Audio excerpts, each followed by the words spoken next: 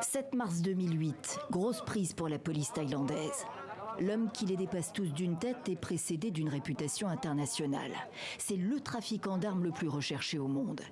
Bon, Victor Bout, né dans les années 60-70, parce que oui, même sa date de naissance n'est pas vraiment claire. Il fera ses premiers pas à Dushanbe, au Tadjikistan, à l'époque où cette république était membre de l'URSS, donc je vous annonce la couleur.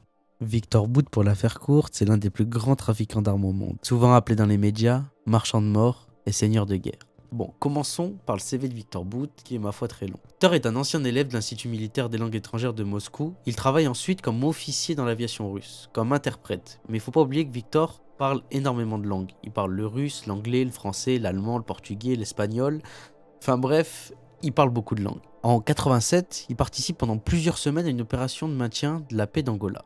Il passe ensuite 2 ans au Mozambique, militaire à Vitebsk. Lors de l'effondrement de l'URSS et de la dissolution de son unité en 1911, il se reconvertit à 24 ans dans le trafic d'armes. Mais Victor Bout devient russe après la dissolution de l'URSS en 1911.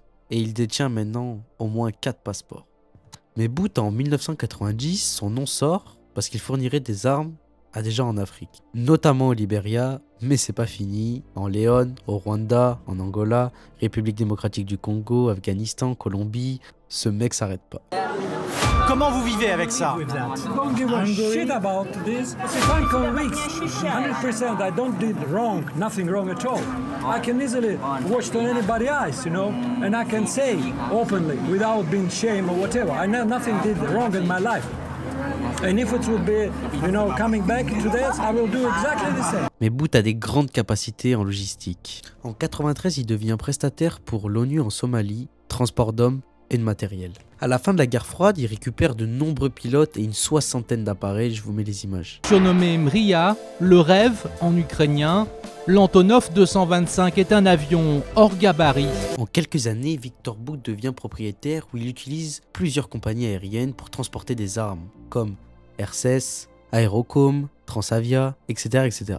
À l'apogée de ses activités, Victor Bout aurait eu à sa disposition une 60aine d'avions, soit la plus grande flotte privée au monde. Il assure l'acquisition d'armes dans les stocks de l'ancien bloc de l'Est, Moldavie, Ukraine, Bulgarie. Jusqu'à 300 personnes auraient travaillé pour lui, voire même 1000 selon d'autres sources. En 2005, le département du Trésor américain a déclaré que Bout contrôlerait l'un des plus grands réseaux de navires au monde.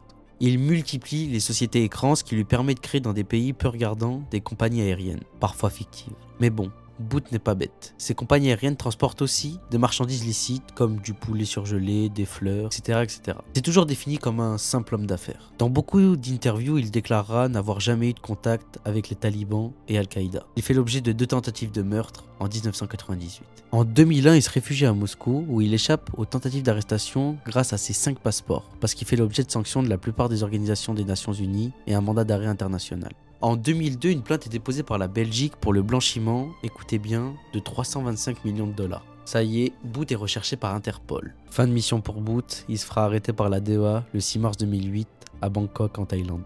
Il sera soupçonné par la DEA d'avoir voulu vendre des missiles solaires, des lance-roquettes anti-chars aux forces armées révolutionnaires de Colombie. En août 2009, en première instance, un tribunal thaïlandais refuse l'extradition de Victor Bout vers les États-Unis, mais la cour d'appel autorise son extradition le 20 août 2010. Elle aura lieu le 16 novembre, dont la Russie, qui déclame sa libération, juge cette extradition illégale. Bout sera condamné par un jury de Manhattan le 2 novembre 2011. Le 5 avril 2012, un juge fédéral de New York le condamne à 25 ans de prison et une amende de 15 millions de dollars. Des accusations supplémentaires avaient été retenues contre lui, achat illégal d'avions, fraude électronique et blanchiment d'argent. Mais Victor Bout n'a jamais été condamné pour ses crimes présumés au Libéria, ni pour aucun crime de guerre. Finalement libéré le 8 décembre 2022 lors d'un échange de la basketteuse américaine Brittney Griner, qui avait été arrêtée à l'aéroport pour trafic de drogue car elle détenait du CBD. Elle sera libérée le 8 décembre 2022 en même temps que Victor Bout.